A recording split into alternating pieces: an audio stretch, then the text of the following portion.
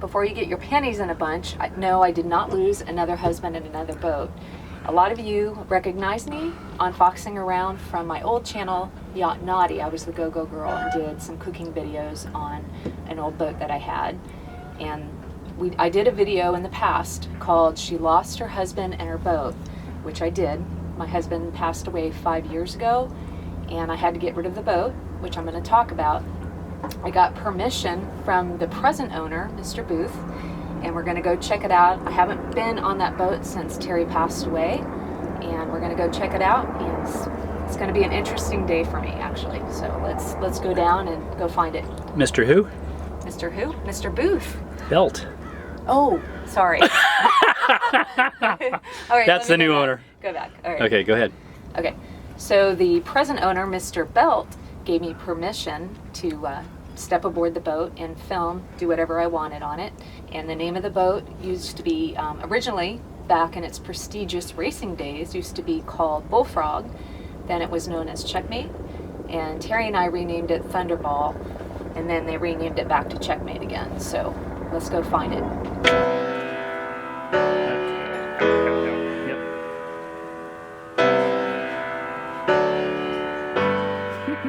Hey, Reggie. What's up? How are you? Hey, there he is. There's the man. Hey, wait. Yeah. Nice.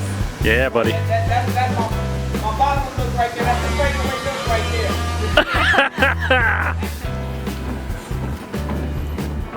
there. Just off to the left there.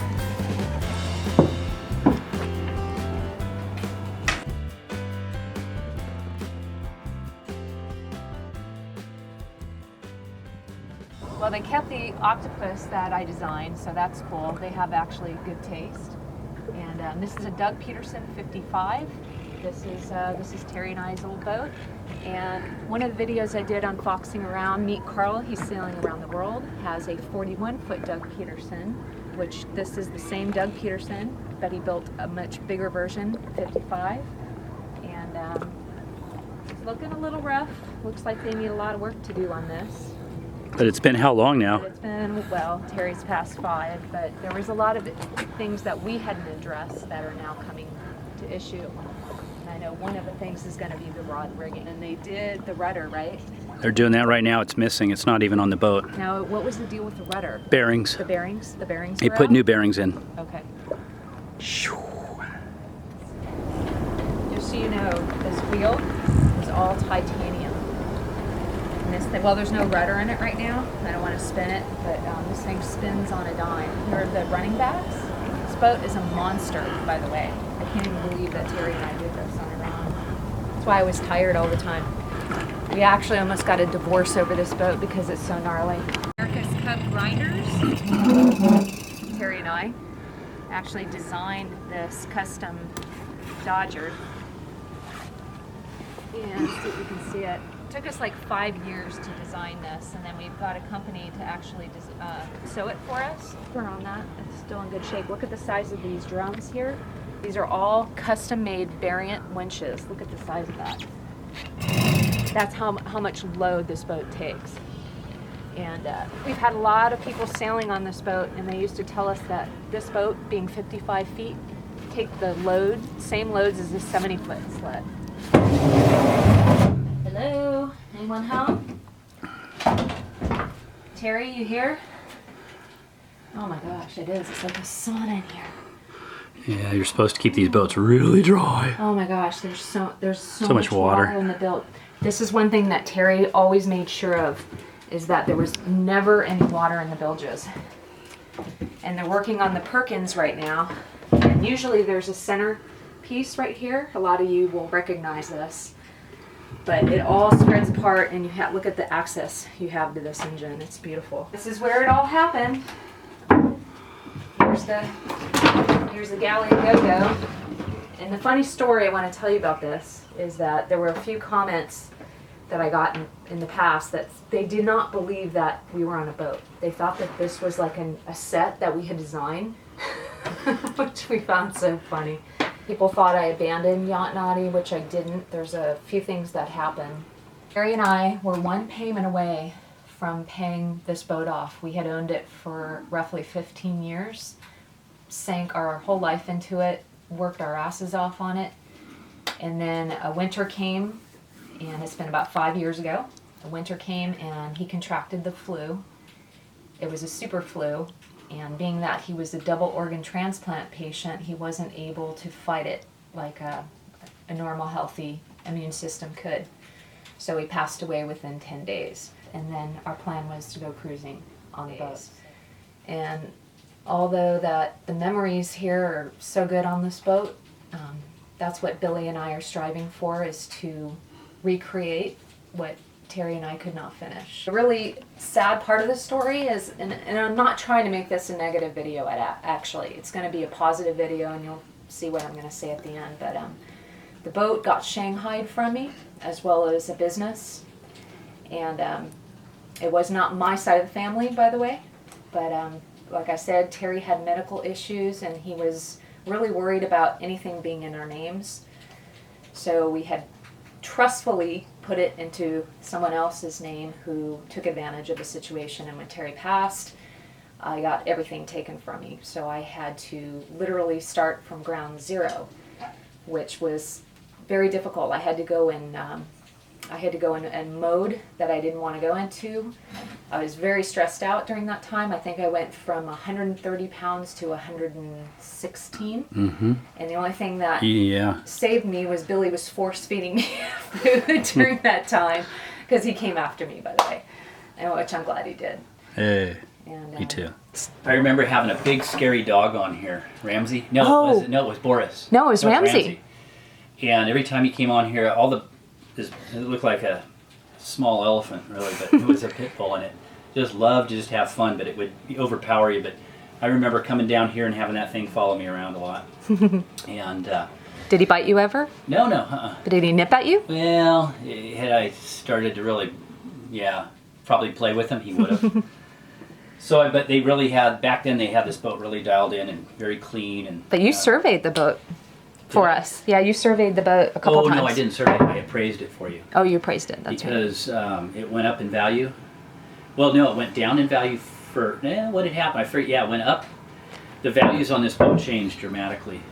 Times got rough, and the boat kind of depreciated, and at that point I think you wanted to have the taxes lower. Right, I remember and, but otherwise you put a ton of improvements. After Terry passed away, they put the boat back in the water from the paint job. But everything, they did the deck too, and so all the parts were kind of needed to be put back together. And Terry was working feverishly when he got sick. I remember he was painting all these pieces. Overheads, yeah. Overhead. We were painting these, and there was so much And you were crap under here, I remember. You were running the business. Yeah. And Which we took over your survey business. They took over my survey business, and I went to manage a yard. And at that point, after he passed away, the boat got put back in the water, and everything needed to be put back together. Mm-hmm. So there was a whole fleet of people. Ina's mom came in. I met her brother. Lots of people from the community. Daryl, Rocco, Justin, who is James Thomas, I think. And then who's Hippie Ross. Hippie Ross. We all showed up, and we put in a solid day's work. And actually, I think a couple days. Maybe a couple days, and put a lot of things back together. And then that's when Ina found out that she shouldn't be doing that, because somebody had absconded with the boat title and left her without any really reason to keep going. So the boat kind of sat there until it sold. The positive part of the story, yes, there was a lot of shit that happened to me. Shit happens, as they say, but shit better happen. But I felt like I went against the odds and made it out. But it was only through the help of the community, by the way. I did not do this solely on my own. It was like Billy was talking about earlier. Everybody is so awesome here on Shelter Island, and they knew what had happened. There was about 5 or 6 people that just spent 2 days from sunup to sundown trying to get all the pieces back together that when Terry passed away, didn't have time, couldn't finish. And those people know who they are, and at the end I'm going to leave the credits of who those people are. And from the bottom of my heart, I just want to say thank you. Thank you for that. You guys are really awesome. I love you. I want to share with you a really funny story about this boat. I equate Thunderball to an Arabian black stallion. This thing is just hardcore animal, and it also has a presence to it. It doesn't like certain people, and this happened more times than one.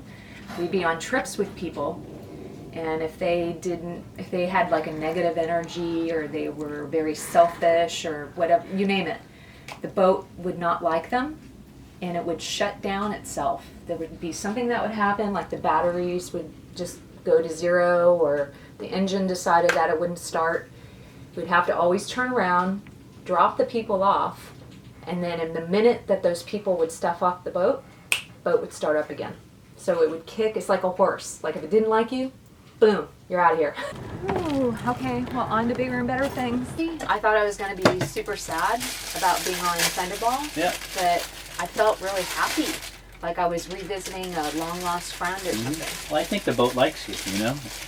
It's happy when you're around it. Obviously, you said that story about it does kick people off there. And Yeah. boats have personalities, and so that's good. It still has a good vibe for you. Yeah, it does. Happy. And then I guess he's going to use it for taking wayward kids out sailing and teaching them teamwork. And That's his plan, and that's so funny that he wants to do that, and I'm glad that he bought it, because that was Terry's original plan when he was dying in the hospital. Well, no, actually, when he was transplanted, that's all he wanted to buy that boat for, was to take kids out, wayward kids out. good. We were never able to accomplish that, but the fact that he bought it, that's actually right in line with what the boat is to be utilized for. Yeah. That's what And- we're having today. And he invited us too, by the way. Oh, to go? Yeah, to go. Perfect. So, It'd be fun to sail on it again, yeah. But you know what I found in storage the other day? I found the autopilot, the remote for the autopilot, so he can't even, they're doing the rudder right now, but once they put everything together, they're not even going to be able to operate the autopilot because I have the remote that I just Yeah. found. So, but I called him and told him that I Good. have it, Yeah, and he goes, just hold on to it. good. Hold on to it until I come back into And they're town. gonna be hauling that boat out probably in the next week for put the rudder back on. I don't know. Pretty Yeah. soon. Pretty soon. That's good. So- I'm glad he bought it too, because that sounds like he's gonna get the boat back sailing. I hope so. Yeah. We'll find out. Find out.